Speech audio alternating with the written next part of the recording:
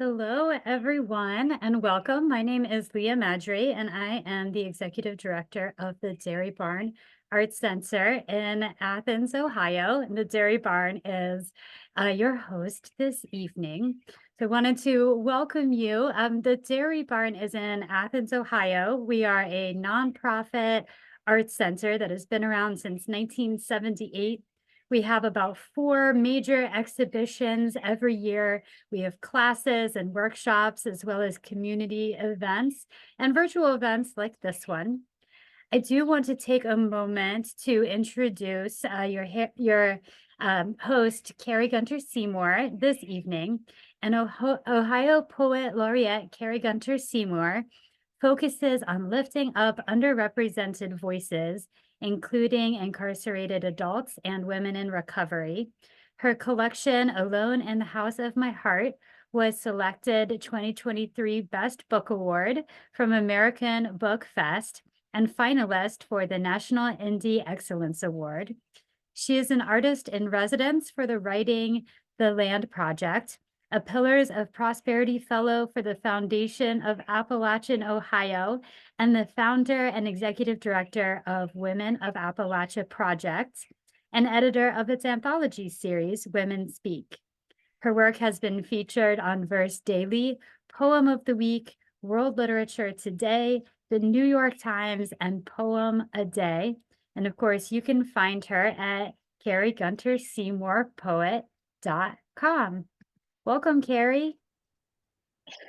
Hey, thanks, Leah. Thank you so much. I'm so excited to be here with you and all of our guests this evening. I want to remind everyone that tonight's event will be available for replay on the Dairy Barns YouTube page. And so I'll say a hello to everyone who will eventually watch our program this evening. I'll be posting on Facebook and Twitter as well shortly after we say goodnight. I really want to thank Leah and all the fine folks behind the scenes at the Dairy Barn Arts Center for hosting us. And also a big old shout out to the Ohio Arts Council for sponsoring this season's series of spoken and heard events. Well, tonight we're going to be able to enjoy two simply amazing poets, which is only appropriate since it is April, and that means National Poetry Month. So let's begin. Marianne Chan grew up in Stuttgart. I hope I'm saying that right, Marianne. Stuttgart, Germany, and Lansing, Michigan. She's the author of Leaving Biddle City from Sarabande Books and All Heathens, also from Sarabande, which was the winner of the 2021 GLCA New Writers Award and winner of the 2021 Ohioana Book Award in Poetry. And actually, there are other awards given to this book. Her poems have appeared or are forthcoming in Poetry, Best American Poetry, New England Review, Kenyon Review, Michigan Quarterly Review, and of course, elsewhere. She teaches poetry and nonfiction at Old Dominion University. Now, I first met Marianne when I was moderating a panel during the 2021 Ohioana Book Festival. For a woman who has received so many accolades and awards, she is incredibly humble and amazingly thoughtful. I also had the honor of reading with her at Poetry Stacked, which is a poetry series out of the University of Cincinnati. You may recognize this because those of you who attended last month's event will remember Poetry Stacked and its curator, Ben Klein. And also remember, if you missed it, you can still view last month's or March's event on the Dairy Barn YouTube page at your leisure. Marianne offers up a unique voice, and I'll tell you, I could listen to her for hours. Please welcome Marianne Chan. Thank you so much, Carrie. Thank you so much for having me. I'm always so excited to be a part of any event that you are running, reading in. It's just such a joy, and I'm so happy to be here. Thank you also to Leah for having me, and to both of you for inviting me to read for Spoken and Heard. And also so happy to be reading with you, David. Also so glad to see people here. Jody Reyes, a friend of mine. I'm so happy to see you here. So I'm going to read 3 poems today from my newest collection of poems, Leaving Biddle City. And these poems are about a misremembered, mythicized version of my hometown, which is just outside of Lansing, Michigan. And when I think of Michigan, I think about it as being very flat buildings, flat landscape, flat Michigan accent. And so these poems are prose poems, and many of them are formal poems that have been flattened into prose.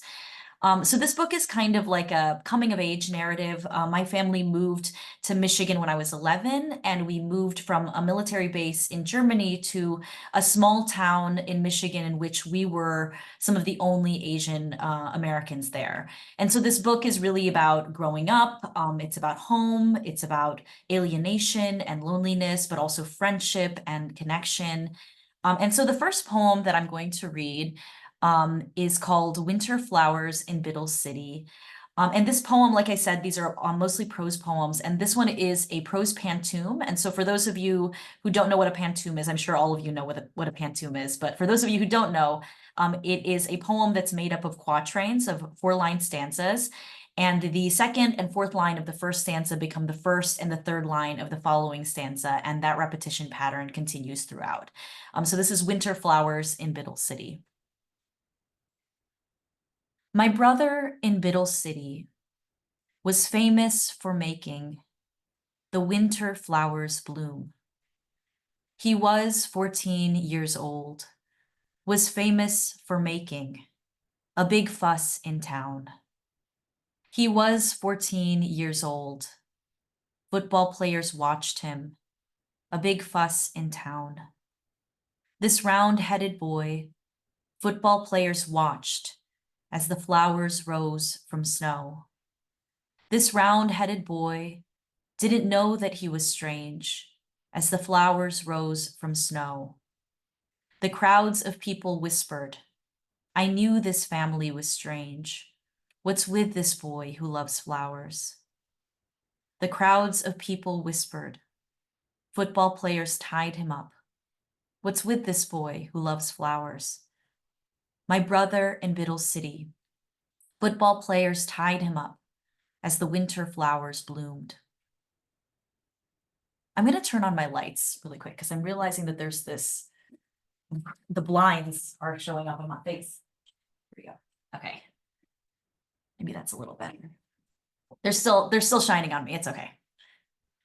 It actually kind of works for this book because this book is full of rectangles. And actually this next poem is going to be about the shape of Biddle City and how there are rectangles all over Biddle City. So this is called The Shape of Biddle City.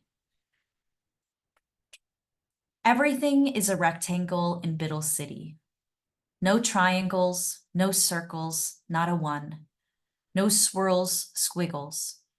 For example, this poem is a rectangle, and outside this rectangle is a bit bigger rectangle. Inside that rectangular room are other 4-sided shapes, windows, computers, televisions, floor rugs. Even the lamps are rectangular cuboids.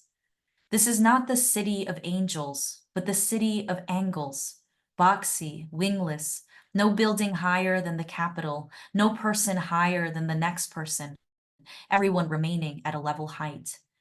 Even the Biddle City accent is flat-backed and angular.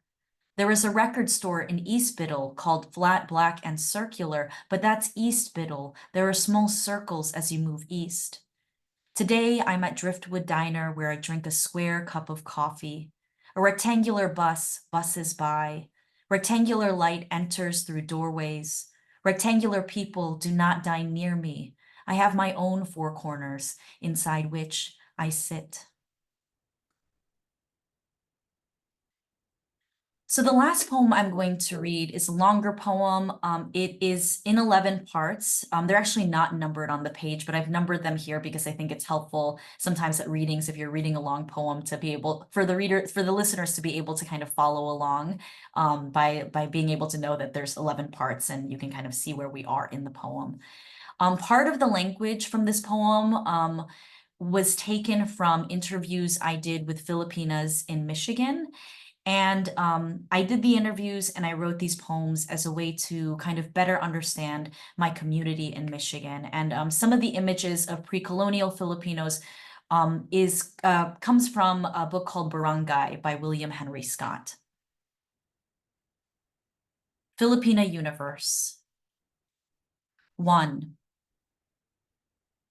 I forget sometimes that we are ancient and holy, that we walked across land bridges with Pleistocene mammals to find shelter on an island. At least someone once imagined that we did, and this story is a part of us, myth with mammoth and mastodon. Before the Spanish arrived, broad faces and flat noses were beautiful in our universe. We molded our babies' skulls using rods bound to their foreheads. If our skulls were unmolded, we were called undo, which meant tight-packed or overstuffed. We are undo now, overstuffed, our heads round, our bodies heavy, as we circle one another, as we dance in a straight line. 2. I think about you dancing to Electric Slide, our synchronized movements, the speaker sounding, you can't see it, it's electric. You can't see it, it's electric. When you means I, everything multiplies. When you means we, the branches grow limes on a Midwestern tree with surprising ferocity, not limoncitos, but big universes of green. When we means we, it is both truth and lie. Do we want the same things? Notice our synchrony. In astronomy, synchrony refers to a celestial body completing one full revolution around another, while the body being orbited completes a full rotation about its axis. It is like being here with you, happenstance. It is a dance, little bulbs of universe swinging on a grapevine. It is the grapevine. See me turning as I circle around you. Do I ever see your face? And we move, we migrate, we dance. We wanted out of poverty. We wrote letters and married men who lived across the ocean, men who lived in snow. We rode a plane to be with him. We worried they would kill us. We wore our jeans in bed at night because that was what the embassy told us to do. We wore our jeans in bed. We kept our passports in our back pocket. We were ready to run if something happened, if the men we married were to become killers. Some of us were given life insurance. Our bodies were sent back to the Philippines because of the husbands that we had. We knew to wear our jeans in bed, hold our passports close. Our husbands call their friends on the phone. I don't know what to do with my wife. She is wearing jeans in bed. We laugh about it now. We are lucky when our husbands are not killers. We are lucky our husbands talk to people with black hair at Meijer while shopping. Our husbands ask them if they're Filipino. We ask our husbands, do you think every person with black hair is Filipino? And they say, I just want you to have friends. Our husbands say, you want something, and we learn to love them. Inside our bones, an ache. The ache escapes me when I am around you, when I am you, you inside me, when we are we, here together, ourselves forgotten, dancing in a straight line, the hustle, tudu-tudu, Cupid shuffle, cha-cha slide. We knew that one day we'd become singular selves. We already knew as children the possibilities of distance, our mothers away from our mothers, our lulas die, and we are years and years away, centuries, an expansive field of time. Years of light, light years away. Remember our years of light? We cradled our skulls, sculpting ourselves into something new. 5. We decorated our teeth and bodies. We grew our hair long. We pried it in great masses of hair, oil sweet scented. We ran our fingers over our children's scalps, oiling their skulls, wrapping their heads in cloth. We oiled our daughters' feet and legs. We kissed their feet and legs. We bathed ourselves in warm water. We smelled of sesame oil. We emerged slick from the water onto the sand, legs emerging so that we could run if needed, run anywhere. 6. And we learned how to hold ourselves and each other to restore function, relieve ache. We leave our island to become therapists for each other. 7. And I couldn't tell you what waded across the ocean, where the branches grow on a Midwestern tree with surprising ferocity, not lanzones, not caimito, big universes of green. And I couldn't tell you what Michigan was. We had no idea. We just knew at the time in the early 90s, the Detroit Pistons were the champions. So we said we wanted to go there to watch Isaiah Thomas. We drove everywhere, all over Michigan, then some parts of Arkansas, then Missouri. It was adventure. All our income we gave to the telephone company because we called home all the time. Our first assignment was in the Flint area. We traveled alone. Most our clients were old, in their 60s, Medicare patients. One time I met a patient who didn't want to work with me because they or their father fought against the Filipinos in a war. I can't remember which one. I said I was not born then. We ended up working together. He was apologetic. I told him, no, it doesn't affect me because my conscience is clear. We did not cause the war. We learned that as long as you have gas in your car and a map and it's daylight, ask directions from gas stations. We didn't have GPS. We didn't have cell phone. The only thing that gave us company was a Rand McNally, a big book of maps. That was the only life we knew we had to do. And when it snows, we know how to navigate the roads, to shovel our driveway. We pave a way, pump my brakes over ice. 9. And don't you remember during the war, petrified of snakes, it was our job to feed the chickens in the chicken coops far away from the cave where we lived? This one day we were singing, hopping and singing and going our merry way, and then we stopped. The chicken was gone. In its place was a huge python. And the reason why the python was in the chicken coop is because he swallowed the chicken and couldn't get out. We ran back to our grandfather and said, the chicken, and he said, what happened to the chicken? And we said, gone, gone. We couldn't talk, he had to shake us. And we never found out what happened to the snake, but the chicken was gone. The snake swallowed it. We were petrified. Here in Michigan, we planted garlic with our flowers because we saw a garter snake once, and so we have to plant garlic among the flowers and vegetables everywhere. And the first year that we were here, we could not afford to buy a washer and dryer, so we bought a washing machine and Mila hung the clothes in the basement, and then Tony bought a 10-inch TV from his student. We didn't have 2 nickels to rub together, okay? We were the only ones working while he goes to school. When we were in the Philippines, we had 5 dogs, a cat, a white parrot, a green parrot, and 2 parakeets. And when it's feeding time, our house sounded like a zoo. The dog is barking, the cat is meowing, the parrots are yakking because they want food too. But when we arrived here, we couldn't afford a pet. We got home from work one day, and Tony Jr. reached into his flannel jacket and pulled out a garter snake. And we were petrified of snakes. And so we ran upstairs. And Tony was, of course, in our bedroom studying. We said, you're coming with us or not? And he said, where are you going? And we said, to a pet shop to order a dog. We could not afford to buy a dryer, but we paid $350 to buy a dog. Now figure that one out. And then we could just imagine him marching down the stairs and that stupid snake going around our ankles. We're petrified of snakes. Think how big that python was, big as a house. 10. And sometimes in the universe of the community center, we create a circle with our bodies, and one of us dances in the middle of it. Sometimes she moves her arms into the shape of an ocean. Sometimes she hugs herself, holding herself, shy and afraid. Sometimes she lifts her hands up and gyrates. Sometimes she rotates all the way around so that she can see all our faces.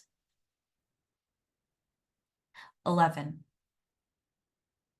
And in a universe that we perceive as almost flat, we flatten our heads, broaden our noses, and we make circles. We shape balls of dough into pan de sal, salt bread, from the Spanish colonial pan de suelo, flour bread, but softer, doughier, better for dipping in morning coffee. We ball our hands into fists, and sometimes, feeling unable to fight the python as big as the house we fight our children, we're hard on them, then loving, then hard on them, then loving. Sometimes we circle each other in chismis, and then we become tired of all the chismis, and we go back to making bread and meatballs and leaving round fruit for our ancestors. The chismis satisfied our need for story, but only for a short while, for what we craved were storytellers, a circle of story, a story told in circles, a story of circles. And we turned on the karaoke machine and we sang sad songs. We danced the electric slide. We worshiped Isaiah Thomas. And in a universe that we perceive as almost flat, flat as a trampoline, sometimes we ball our hands into fists and rub the backs of our children before bed, and they massage our tired feet, and they press hard. Sometimes it hurts us, but we forgive them.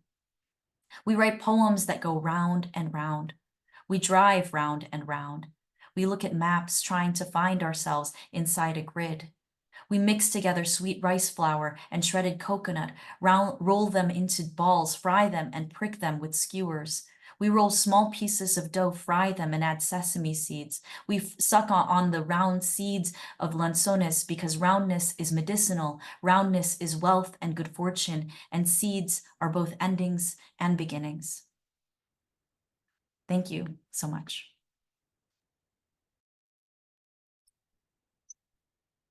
Oh, friends, did I not warn you that you would want to hear Marianne read all night long? I kid you not. I was not kidding when I said that. Marianne, thank you so very much.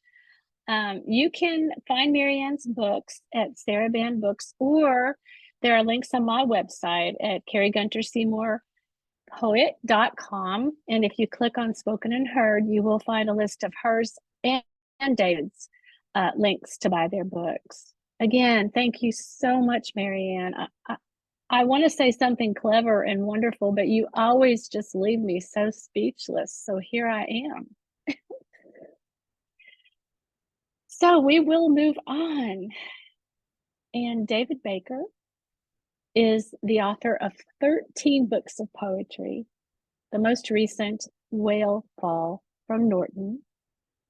Swift, new and selected poems from Scavenger Loop. Oh, excuse me. Yeah, okay. New and selected poems, Swift. Scavenger Loop and Never Ending Birds, which won the Theodore Rothke Memorial Poetry Prize. Excuse me. His 6 books of prose include Seek After, Essays on Modern Lyric Poets, and Show Me Your Environment. Among his awards are prizes and grants from the Guggenheim Foundation, the National Endowment for the Arts, the Mellon Foundation, and Poetry Society of America. His work appears in journals such as American Poetry Review, The Atlantic, The Nation, New York Times, The New Yorker, Poetry, and the Yale Review, to name only a few. David lives and writes in Granville, Ohio, where he has lived for many years, teaching at Denison University. He has also taught at Kenyon College and The Ohio State University, University of Michigan, and for several semesters at the MFA Low Residential Program at Warren Wilson College. I had the honor of spending a bit of time with David when he graciously agreed to host a reading and a conversation I was involved in at Gramercy Books in Columbus, Ohio last winter. And I can attest that even though David Baker qualifies as a rock star, he is charming and kind, and he goes out of his way to make everyone feel truly special. I'm thrilled to welcome the David Baker to Spoken and Heard.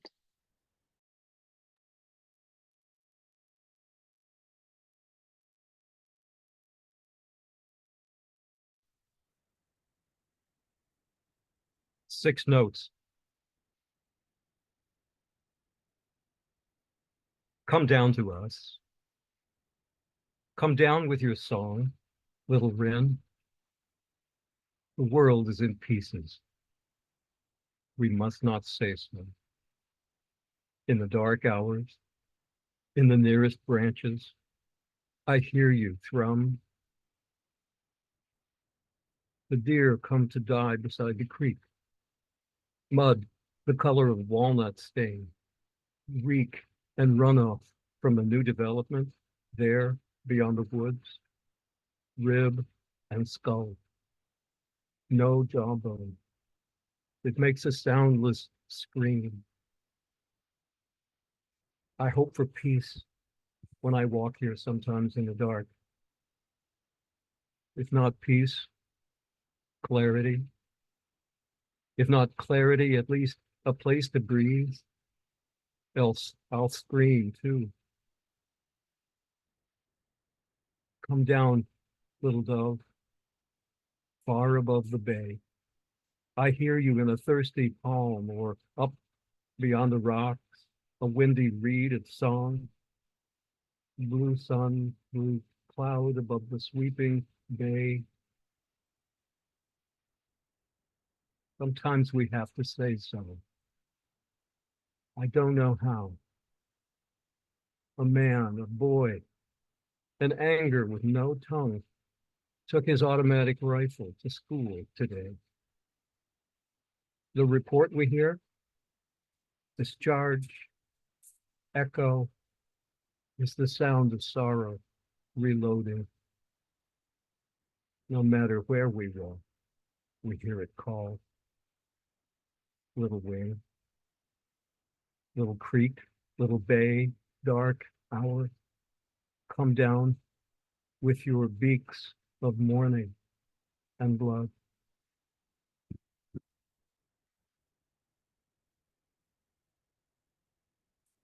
There's a poem called Six Notes. I'm really grateful to be here on Spoken and Heard, and grateful to Carrie for hosting us, and the Dairy Barn and the Ohio Arts Council, and really grateful for the chance to read with Mary Ann. I loved that last long family history poem, but the pantoum is in my ear. I don't care whether it's a prose poem or not. The pantoum is there. What a beautiful poem. I'm going to read maybe about a half a dozen other poems. It is indeed National Poetry Month. So I have something to show you from honor of National Poetry Month. I don't know if you can see this. You recognize her? That's Marianne Moore, the poet, throwing out the baseball on the first day of Major League Baseball season, April 10. It's National Poetry Month, 1968. She was a great sports fan, so I'm reading this in honor of her as well. It's National Poetry Month. It's also National Occupational Therapy Month, National Facial Protection Month, National Sports Eye Injury Awareness Month, Straw Hat Month, Frog Month, Guitar Month, Perspective Month, whatever that is, National Holy Humor Month. It is National Irritable Bowel Syndrome Awareness Month. What do we do with all that stuff? I don't know. Here's an April poem. After long illness. The first poem I read and this one are from a new thing that is going to aspire to be a book at some point, I think. Then one day I went for a walk. Walked down to the Kingfisher Creek. It had been 2 years, maybe more.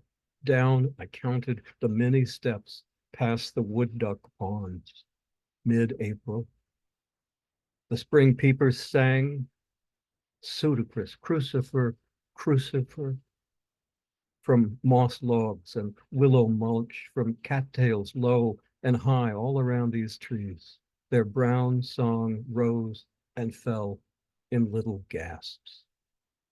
Sycamore, sassafras, while a goldfinch pulled a slender thread there, height to height. There is no more story to tell, except I had not died. And one sound I heard along the small wing of creek I still cannot name. I seldom speak of such things, though I'd come so far to hear it there.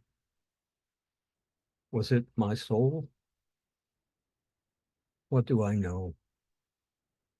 The sound the wind made deep in those trees, cottonwood, birch, and the leaves utterly still.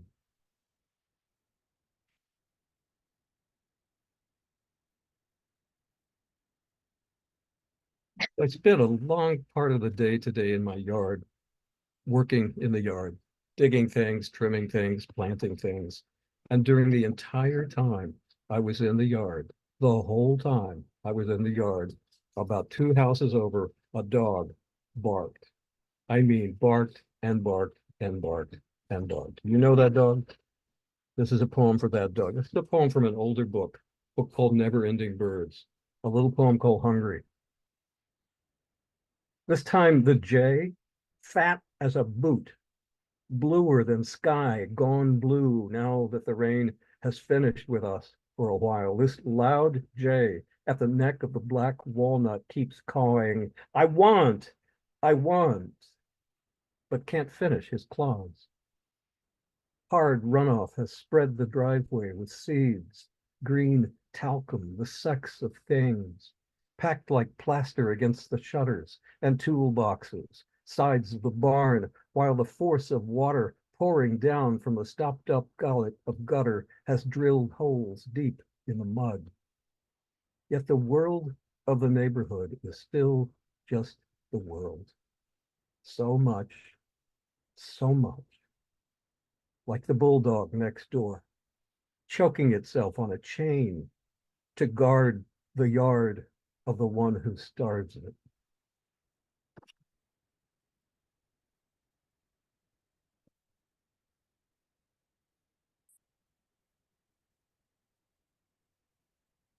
Three days ago, I did one of my favorite things to do this time of year. I went to my garden center in Newark, Ohio, Wilson's Garden Center, and I came home in my truck with 7 beautiful new ferns, and I hung my ferns on my front porch and my back porch. This is a poem about the ferns years ago, and a poem about my daughter. This is a poem called On Arrogance. I thought I killed it. Too little water, too much sunlight, wrong pot, bad plan, whatever. So says my girl, when it's all too much to deal with. A difficult thing's easier to dismiss these days than face. I know. I hung 3 ferns on the porch so she would find it homey, like home had been, and I would too. Who knew the robins started there in stealth? By the time I saw their nest, the fern was sickly gray, a maw in the middle of fronds, splayed like shocked hair. Twice I poured my spout of water beneath the nest, got buzzed, cussed, harped at from the power line running from the porch. Whatever. I let them go, and they were born. I hoisted neighbor kids for a look, tiny brown puddle of bodies in a cup, bubble eyes, splayed beaks, such rapt new hunger. But not Kate, not interested. I took photos to show, not Kate. They grew, and then, one on a Tuesday, the next 2 the next day they flew.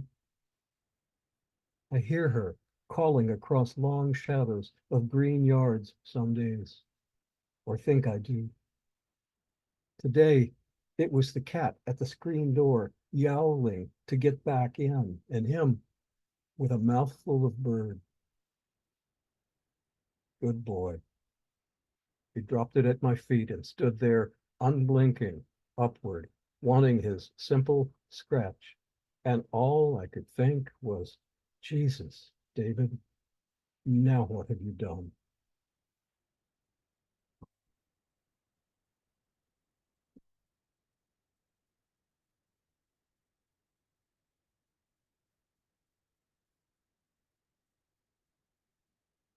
Out there with me today in the yard, besides that poor old dog and the ferns, were birds and birds and birds and birds. This is a poem called Checkpoint. It takes its first line from two lines of an Emily Dickinson poem about birds migrating in her yard, as they have been migrating in and above and around my yard lately. So it's a poem about migration, and becomes a poem about immigration as well, the movement of people. And somewhere in this poem, you'll hear it. I've used some language from a pamphlet that was being circulated widely a few years ago by people seeking asylum. The pamphlet with tips on how to expect questions from immigration services and ICE trying to trip you up, especially if you're declaring that you're married. What kinds of questions are they going to ask you to try to show that you are lying and need to be sent away? Checkpoint. These are the days when birds come back. These are the days, the birds. These days, these birds, these days are these birds. Let us see these days, these papers. When are these birds? And where are your papers? Where are you going?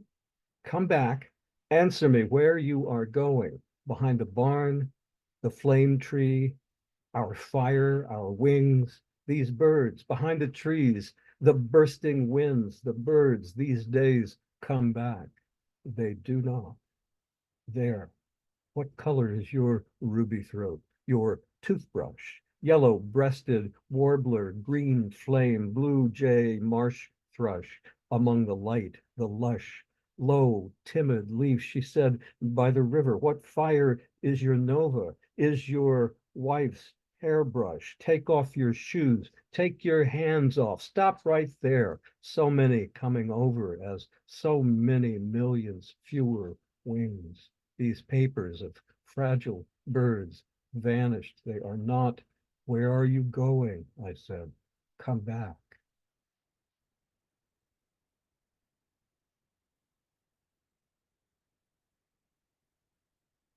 That was from Swift, one of the new poems from Swift. I'm going to read one poem from my newest book called Whale Fall. And I'm kind of happy to have this in my hands. The paperback edition of Whale Fall came out about 2 weeks ago or 3 weeks ago. So I'm happy about that and grateful to have such a thing. I'm going to read, I think, 2 more poems. This is a poem about my very dear friend Stanley Plumley, an Ohio poet. He was born in Barnesville. He went to school at OU, did his master's degree there and most of his PhD there. We were friends for 30 years. Stanley died 5 years and 4 days ago. So this is for Stanley. This is about going to visit him in his last days when he was at the hospital. 6 hours.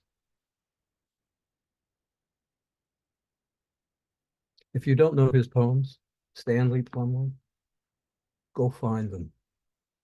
They are so beautiful. A friend of mine, Michael Collier, and I are in the middle of editing Stanley's collected poems that is scheduled for publication in 2025 by Norton. 6 hours.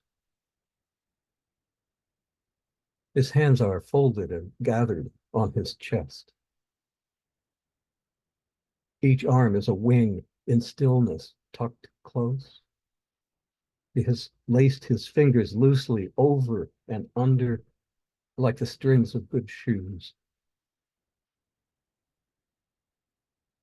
Someone has come to check his breathing, tap the tubes, add a few numbers to the chart. We might see his father's hands in these hands. He might hold them for us. Pages in a book. What book? We'd swear he moved. Now someone has opened a blind and the sun comes wild with sudden bright splashes over the room, the side table with its small cup of pills. He blinks one eye to the warmth. He's resting with his head on two pillows. Did he smile? In a poem, he calls hands requisite for reading, for holding nothing. He looks as though he's holding back breath from a wound. Or if he were standing, touching his heart to see if his pulse was secure. His hands are still, soft to touch when we touch, and dappled with the canker of field crabs in a yard in Ohio in the sun.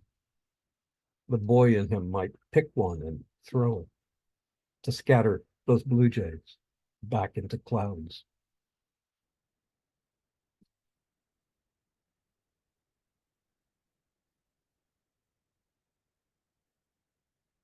So I'll read one more poem, I think. And I'll say again that I'm really grateful to be here on Hollywood Squares with everybody and share some poems with you and to do this work with Marianne and listen to her poems and to continue to be grateful to Carrie for the invitation and for all the work that she does as the State Poet Laureate of Ohio. I can't see people's faces, but I see your names and I see students I am and friends. I'm going to read a very new poem from that book to be, I think. And I'm reading this one. I've never read this one before, ever. But I got yesterday's mail that had an advanced copy of the magazine that the poem is going to be in. It's going to be in the May issue of this magazine. So it seems like I have to read this one, yes? It's a poem in 5 very small parts. Those parts began as something like Haibun, and that didn't work. That kind of dissolved, but the lines are still long, and at the end of each of the sections is something like a little echo. This is a poem about illness again, and it is also about a couple of the sections, my sweetheart, who's here with us, hi Paige, and whose birthday is next week. So this is for Paige. Small weathers. The first of dawn, the silver rain from hours ago still tipping off the lowest leaves. And along the sky's edge, at the grass line, a pink light, foxing now, running the new shadows. Amplitude, discarding beauty and death as unequal to the moment.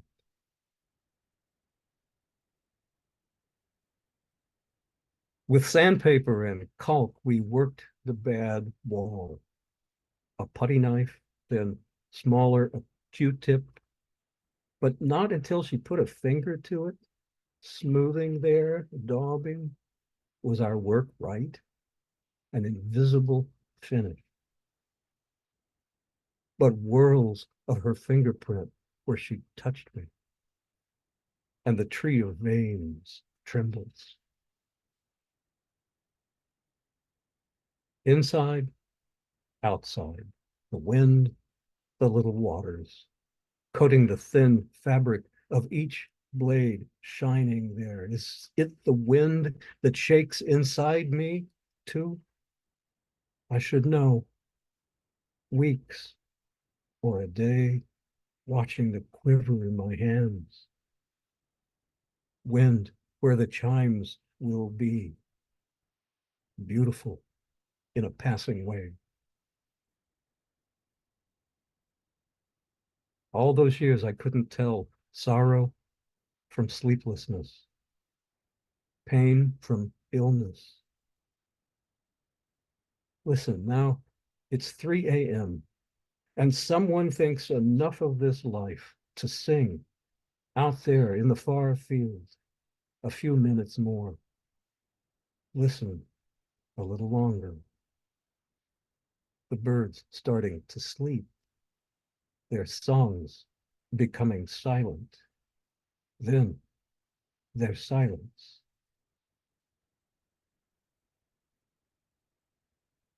This morning in the city, the huff of a bus, couriers on motorbikes, and now, tonight, at home in the quiet village of stars, the wordless vespers of a far catbird. Magnitude, he said at the end, for which we should give thanks.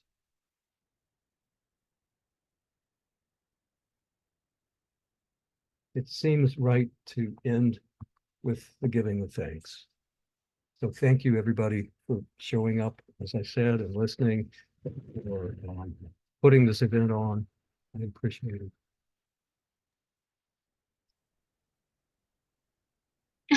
David, thank you so much. You know, I fall right into your voice as well. And I'm kind of always, I got weird light on me tonight too.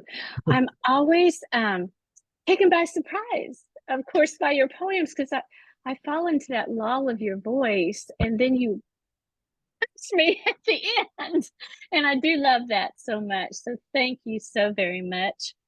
I love that both of you took on some pretty tough topics tonight as well, and I really appreciate that. And I thought I would invite Marianne, if she would, to turn on her. Yeah, there we are. And I thought maybe the three of us could just have a quick little tete-a-tete, as they say.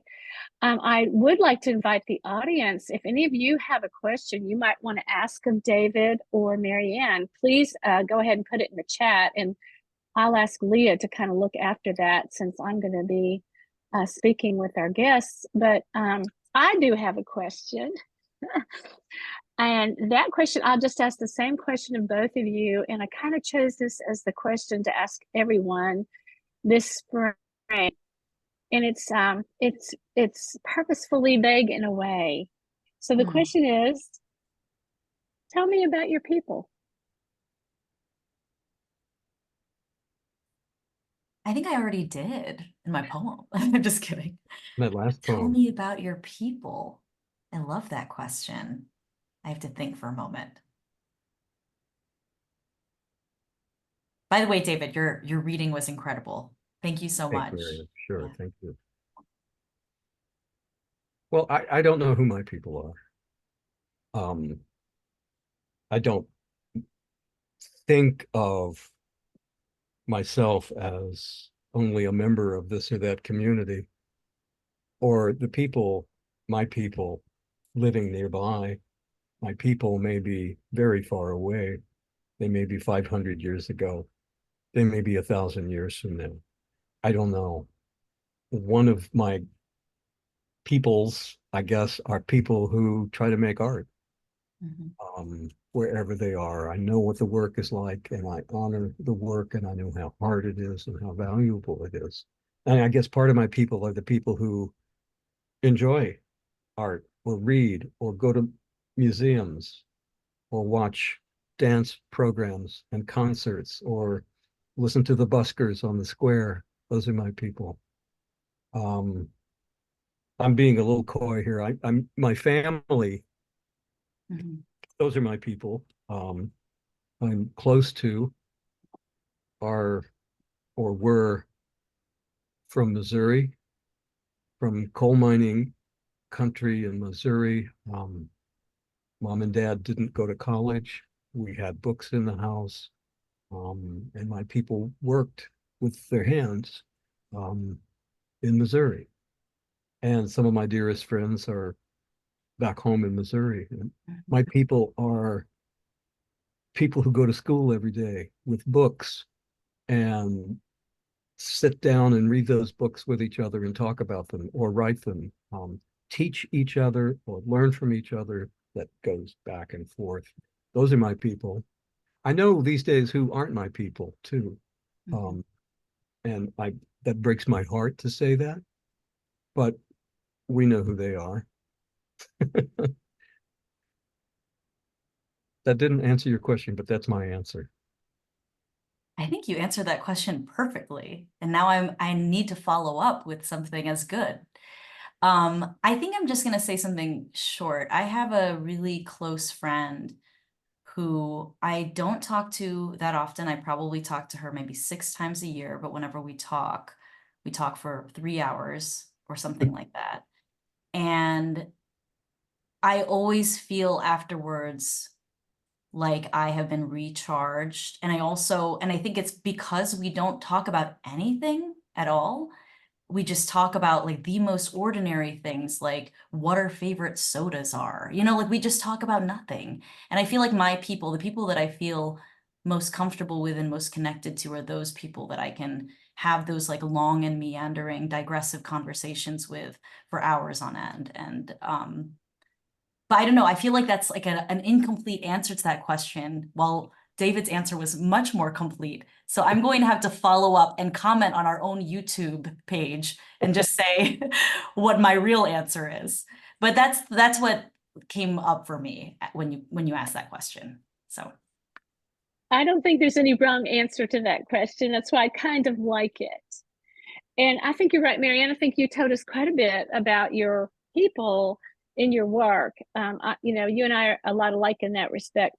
But David, I also loved your answer, like Marianne said, because you took us many places, and you even took us to the people who are not your people, which was very nice. And we actually have a couple of questions from our audience tonight, which I'm excited about. So the first one is stunning poems. I have been dealing with writer's block, and I'm wondering how you change your voice and perspective to sound new and different from previous pieces while keeping your signature sound, especially when you end up using the same subject. Is that making any sense? So in other words, I guess she wasn't addressing the writer's block, but I'm sorry, I've got sun right in my eyes. But she wants to know how you go about writing about maybe the same thing. In other words, I'm thinking, okay, if we write what we know, then I'm going to go address this sun after you guys start answering questions. If we write what we know, then how can we change our voice? I guess is maybe what she's asking us. How can you change perspective and voice? Okay. Is that Emma? Is that Emma who asked that one? Yes. Yeah. Emma, you're not allowed to say you have writer's block until after you're 40 years old and you haven't written for 20 years. I know what you mean. William Stafford said about writer's block, just lower your standards. Just there she is. Hi, Emma. Just do the work. Signature style and stuff like that, I don't know. One's own sound or write what you know. I don't know. I think it's good advice to write what you don't know also, and to go in search of things and let those discoveries become your next step and your next poem. And you just follow those steps without a kind of intentionality, and certainly without a sense of a project, a big thing that you're going to work on. I really, really, really resist way of packaging one's work and one's career. It's not about you. It's about the poem, and it's about the work, and it's about sitting down in the chair and doing honor, or trying to do honor to the sound of words, and to all those people who've sat in a chair and tried to make a kind of music out of language too. And you are their harmonic, you are their kindred spirit, you are them, and you take part in that big piece of music. And don't feel alone, don't feel stranded. Open your mouth and sing and see what comes out. Eventually you will see after the fact that you have a sound like this, or you have a style like that. Things that aren't really in advance intentional, but are discovered after the fact. Yeah, I totally agree with that. Especially what you said about not writing towards a specific project or a specific sound, because I think that that can be really harmful and also extremely debilitating. Whenever I talk about putting together a poetry manuscript with a student, I always recommend just kind of writing a poem for that individual poem, not thinking about a larger book. And then after you've written, 30 poems, then start looking at sort of what the thread is that's running through what you've written, and then see sort of where you can fill the gaps after you've already written a good Yeah. amount. I also think that one thing that I like to do when I'm writing is have a question in mind when I'm sitting in front of the blank page, and kind of writing towards that question and not answering the question necessarily, but kind of creating order out of the disorder. And I think that can be kind of helpful and I don't ever think like I'm trying to keep a signature sound. I feel like that can be also something that could cause that block. So I don't try to like kind of think about like what is my brand, and I don't write towards that. So I think that kind of get rid of that idea, and then maybe do writing exercises, maybe try to write in form. All of those things can help generate ideas, and also make the blank page feel less intimidating. I really like that. I like writing toward that question rather than toward that answer, and not Mhm. seeking an answer, but a way to ask the question.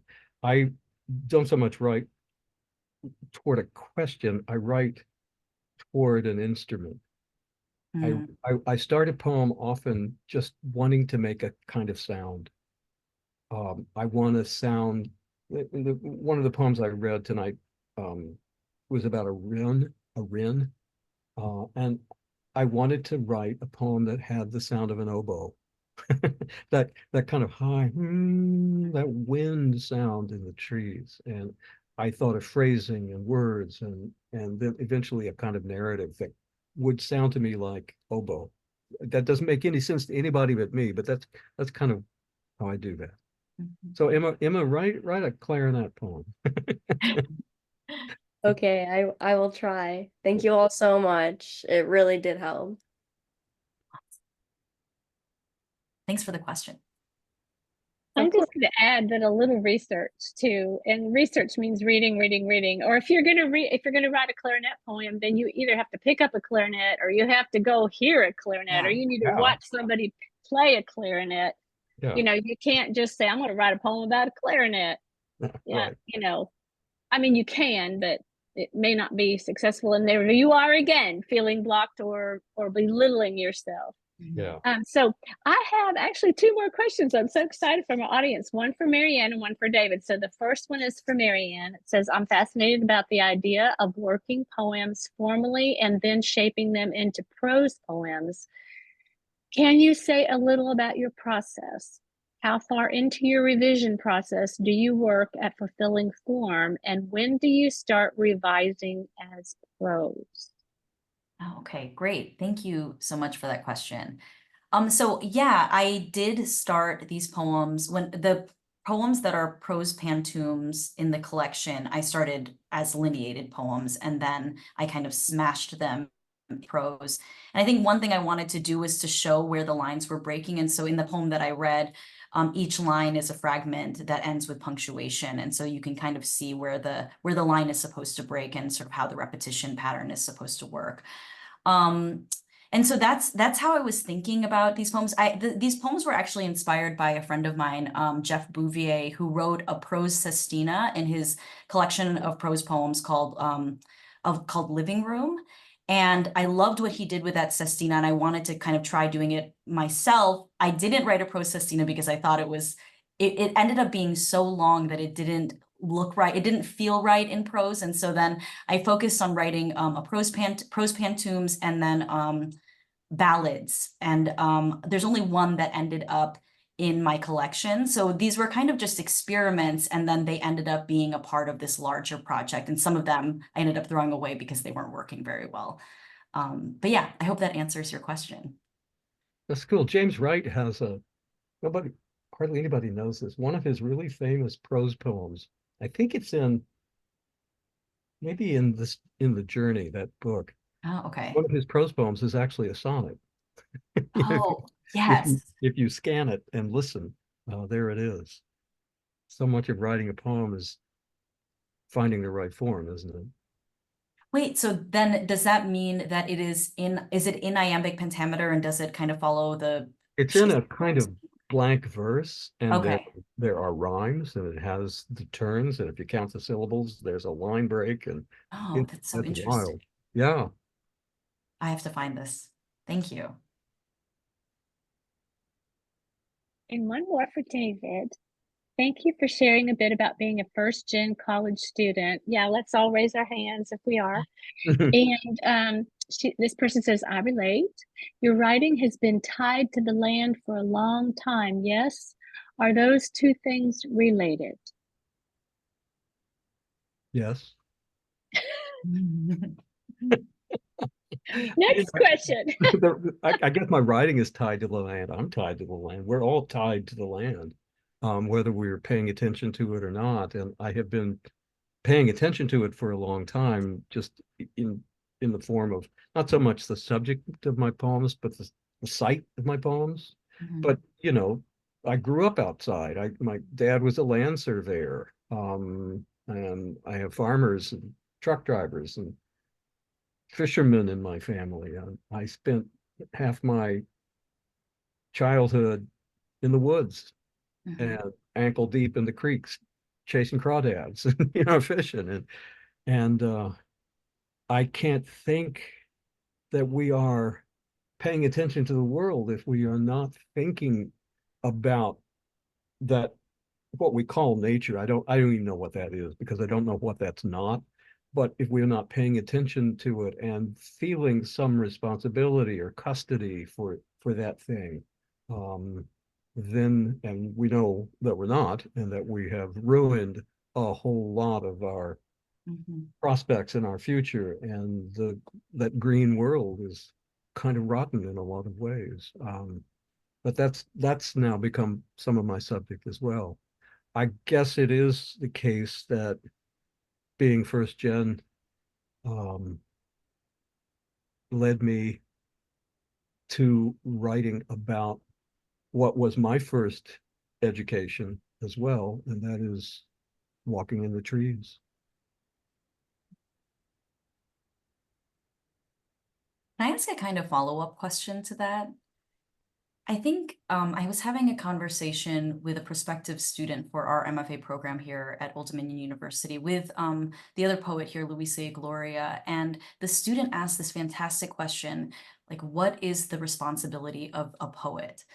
And I didn't know how to answer the question right away. And then Luisa immediately said to pay attention. And I feel that, and I related to that, and I thought that that was such a wonderful answer, because it made me think of the Jane Hirschfield quote, what is poetry if not language awake to its own powers, which I love. And I think that that is really like the primary role as the poet, to pay attention not only to the world around us, but also to the way that we use language. And so I was wondering, your work seems so grounded in your own attention to the world around you and to detail, to Stanley Plumley's hands. And I wondered, like, if you could talk about that and sort of like the way that you kind of pay attention in your poems, and maybe how your poems allow you to pay attention to the world around you, or kind of like encourage you to do that. I don't know.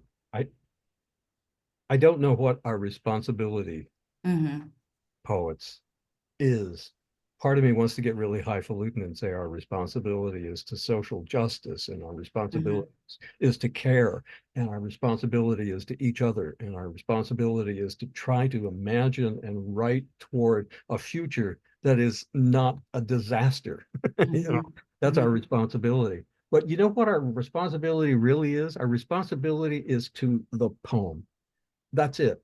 our responsibility is to get this poem exactly right and with a kind of attention that you're talking about and that you write about, and with a kind of obligation to language and music and dance and the body and each other, and to get that poem so right that it adds a kind of hope to the world, even if it's a dark poem, even it's, you know, it's a heartbreaking poem or a really bleak one. Really dark poems don't make me feel depressed, by the way. They often make me happy. The really good poems make me happy. I don't care what they're about. And that's our responsibility is to the art. And then the other stuff will come along. Otherwise, I don't want to feel like my job as an artist is to be a politician, that I have a platform and that I'm running for office and that I'm trying to appeal to voters. I don't want to think that. I know poets who do that. I agree, and I also think that that could be debilitating as trying to write towards your signature voice, you know. Right. Yeah. Right. Totally with you.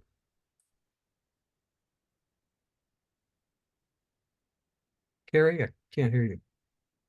See, I got all excited. Do you think you can do one more question, or Sure. there's just one more, and they're asking any advice on revising a poem? Sure, I'm for it.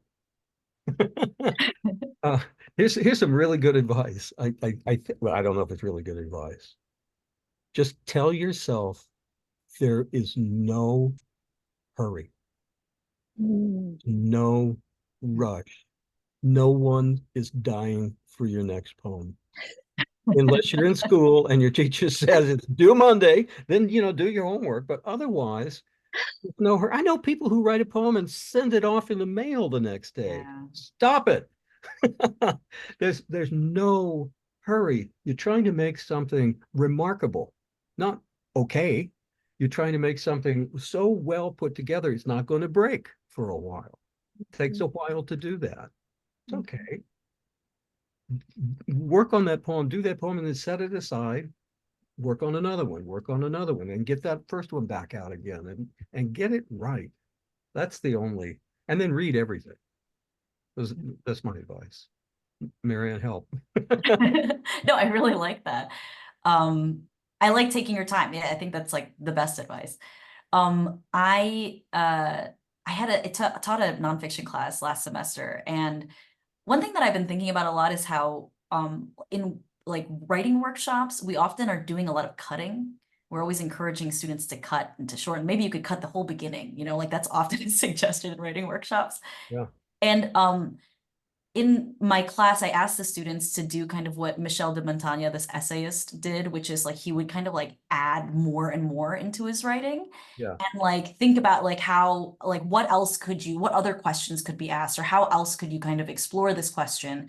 And just kind of filling in the essay, like kind of packing it in with other information, other digressions, and then sort of seeing what you have afterwards. And so that's one way that you can that's a kind of exercise that you can do when you're working on a poem or an essay or a story that you feel like needs some extra something. Yeah. Or not even some extra something, but just needs to be woken up in a way. Just kind of try to write in between sentences, in between lines, and then see what you make from that. Yeah, that's good. I love it. Of course, Montaigne was inventing the essay as he was doing it. Exactly. Well, I think that is the end of our questions from our audience. And I really appreciate all of the questions tonight from everyone, including our panel. And that was pretty fun. So I just have a few things I want to remind everyone. You can get David's books. I don't think I mentioned this. If you're local, you can buy his book at Gramercy Books in Bexley, Ohio. Otherwise, on any of our wonderful online bookstores, carry his books. And I want to remind you that you can get Mary Ann's at Gramercy Books. And I would like to leave you with just one wee small poem of my own. I've gotten to the habit of doing this, and This is the title poem from my new collection, Dirt Songs from Eastover Press. And the title is Child of the Large-Beaked Bird. The crows are up to no good, tapping the tin roof like it's Miss Glover's school for awkward girls. All juke, jig, and jaw-jaw. My granddog doesn't approve. Not the rooftop trapeze or the tomfoolery in the garden.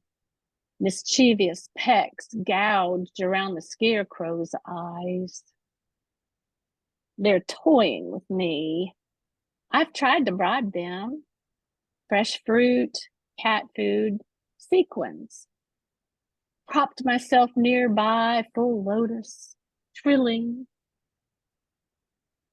Why subject myself and this prized pooch to the insufferable? The indigenous say their ancestors came to earth in the form of crow. I come to them, my sack of sorrows laid open, parch on soil my ancestors stole, sang dirt songs. So I always like to take a moment to remember that the land that I live on in southeastern Ohio was the land where the Shawnee, the Delaware, the Adena, and the Hopewell peoples made their homes. And I always want to remember that with great reverence and thank them so much for taking such good care of it. I hope to do the same. So I want to thank you all who've come out this evening and to all who watch later at a later date.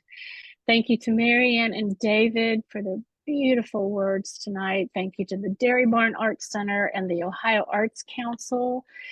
Please buy our guests' books. You can find them at my website, CarrieGunterseymourpoet.com, and just click on Spoken and Heard, and all of their books are there, including their websites if you want to find out more about our guests.